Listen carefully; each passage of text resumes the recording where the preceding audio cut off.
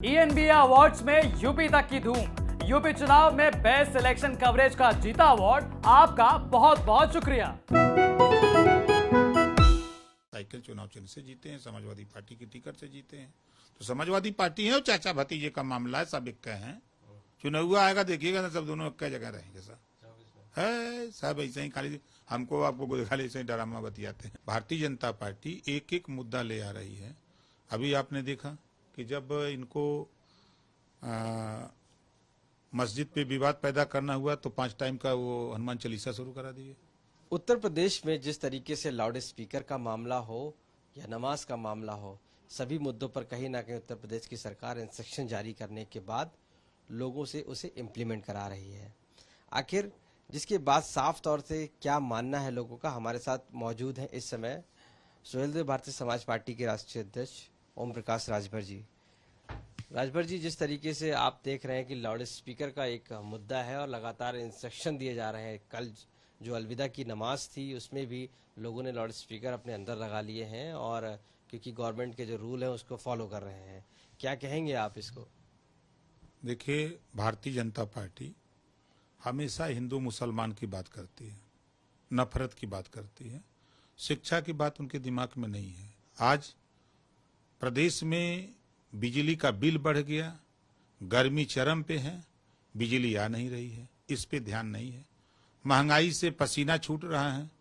10 रुपया का नींबू, 1,000 के ऊपर गैस सिलेंडर, आपके 119-20 में पेट्रोल, 97 में डीजल, दाम 3 गुना 4 गुना बढ़ गया। सीमेंट का दाम अभी 50-60 रुपया बढ़ गया पर बोरी। तो महंगाई पे सरकार का ध्यान नहीं है, खाली मस्जिद मंदिर। अब वहीं बारातों में वो डीजे बज रहे हैं कि गाड़ी लगता है कि फट जाएगी। भी कल मैं गुजर रहा था, एक बारात लग रही थी, मैं उसी रास्ते से गुजर रहा था, जैसे गाड़ी लग रहा था कब फट जाएगी। उधर उस पर क्यों नहीं रोक लगाते? सरकार कहती है कि ये तो सारे धर्म के लिए है, चाहे हिंदू हो मुस्लिम हो, लाउड स्पीकर सभी के लिए हमने किया है और बराबरी से धार्मिक गुरुओं से बातचीत करने के बाद आपसी समन्वय बनाया और सभी इससे बहुत खुश हैं। इसे 5 साल पहले क्यों नहीं बनाया? 5 साल तो पिछली बार भी सरकार थी। भारतीय जनता पार्टी एक एक मुद्दा ले आ रही है। अभी आपने देखा कि जब इनको मस्जिद पे विवाद पैदा करना हुआ तो 5 टाइम का वो हनुमान चालीसा शुरू करा दिए। मंदिरों पे जगह जगह जो है वो लाउड स्पीकर टंगने लगे। तो सवाल लाउड स्पीकर उतारने से या लगाने से नहीं है, सवाल मूलभूत समस्या से है। रोटी, कपड़ा, मकान, शिक्षा, दवाई, ये चीजें गरीबों को चाहिए। प्रदेश में जो माली हालत खराब है उनको इसकी जरूरत है और सरकार रोजगार के नाम पर आत्महत्या रोजगार कर रहा है। बिजली की अघोषित कटौती के बारे में क्या कहेंगे? क्योंकि जिस तरीके से अब लोग कह रहे हैं कि काफी कटौती हो रही है, लेकिन सरकार कह रही है कि हम शहरों में 24 घंटे और गांवों में 18 घंटे बिजली उपलब्ध करा रहे हैं, हमारे पास किसी चीज की कमी नहीं है। ये सरकार झूठ बोल रही है। सरकार के मंत्री अभी झांसी में उन्होंने बयान दिया कि पिछली सरकार की नाकामी है कि जो बिजली का कटौती हो रही है। मतलब भाजपा की ही सरकार के मंत्री भाजपा की सरकार पे ही उंगली उठा रहे हैं। अभी झांसी के इन्हीं जो ऊर्जा मंत्री जी हैं उन्हीं के बयान को देख लीजिए। अभी आप स्वास्थ्य मंत्री के बयान को देख लीजिए। स्वास्थ्य मंत्री जी कह रहे हैं कि पिछली सरकार में बदहाल हॉस्पिटलों का हुआ है। आप सिंचाई मंत्री का उठा के देख लीजिए, आप किसी भी मिनिस्टर का बयान उठा के देखिए, सब लोग यही कह रहे हैं कि पिछली सरकार किसकी थी? भारतीय जनता पार्टी की थी ना। तो भारतीय जनता पार्टी 5 साल में जो काम किया है उसी नाकामी दिखा रहे हैं ना लोग घूम करके। ये अपनी कमी खुदा बता रहे हैं कि हम लोगों ने 5 साल कुछ नहीं किया है, सब गड़बड़ है।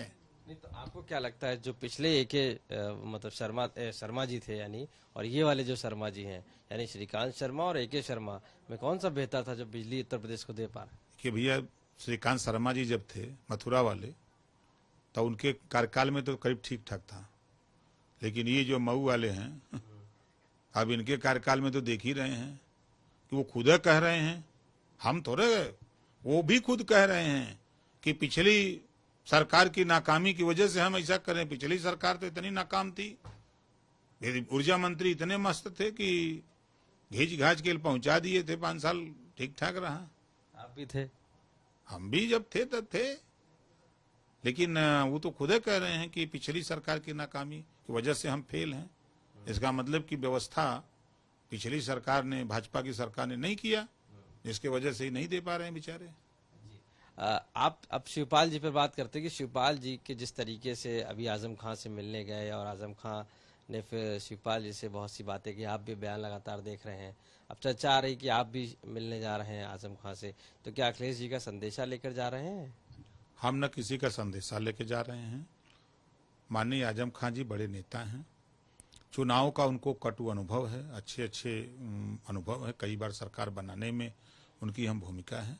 उनके अनुभव को हम लेने जा रहे हैं कि 22 में हम सब लोग मिल के लड़े, कहाँ कमी रह गई, 24 में कैसे बेहतर प्रदर्शन हो, इसके लिए हम उनसे मिलने जा रहे हैं। लेकिन अभी जो विधायक थे रविदास मल्होत्रा, वो गए थे समाजवादी पार्टी के, तो उनसे आजम खां नहीं मिले थे समाजवादी पार्टी की, जबकि वो विधायक थे।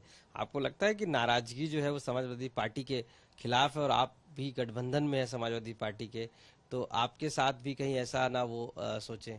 आपसे बात नहीं, ऐसा कुछ नहीं है। देखिए, कोई समाजवादी पार्टी की तरफ से कोई ऐसा पत्र जारी तो नहीं हुआ कि ये समाजवादी पार्टी का डेलीगेशन जा रहा है मिलने के लिए, ऐसा पत्र तो कोई नहीं हमने देखा।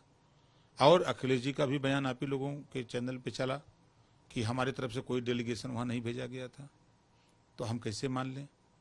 ऐसा कुछ नहीं है। आजम खां जी नाराज नहीं है, वो समाजवादी पार्टी से विधायक वर्तमान में है और वो सब एक है। और शिवपाल जी?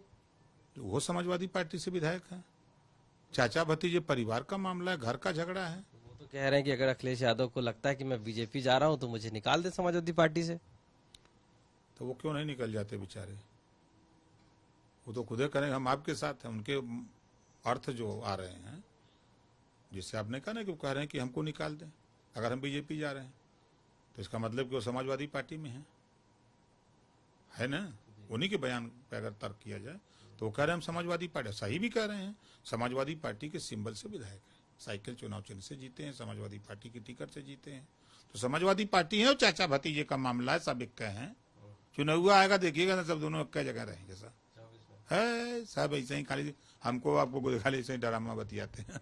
लेकिन ये बताइए कि जो तीसरे एक मोर्चे की बात चल रही है कि समाजवादी पार्टी के साथ साथ अब जो चाहे बीजेपी समाजवादी पार्टी हो, अब एक तीसरे मोर्चा शुरू हो लोगों को, चूंकि माना जा रहा है कि जो मुस्लिम है वो काफी ठगा गया है समाजवादी पार्टी में। इस बार उन्होंने वोट किया लेकिन सरकार नहीं बनी, और उसके बाद अखिलेश यादव से बहुत उम्मीदें थी, उन्होंने उस उम्मीदों पे खरे नहीं उतरे। तो अब क्या तीसरा मोर्चा आजम खां और शिवपाल जी को लेकर बन सकता है कुछ? ये भारतीय जनता पार्टी खाली ड्रामा फैला रही है, कुछ है नहीं। भारतीय जनता पार्टी बहुत कुछ बताएगी, कभी मोर्चा बनाएगी तो कभी उनको हुआ पहुंचाएगी। रोज खाली यही है कि कैसे हमने भारतीय जनता पार्टी ने बहुजन समाज पार्टी को तो किनारे लगा दिया, उनका उपयोग करके खत्म कर दिया।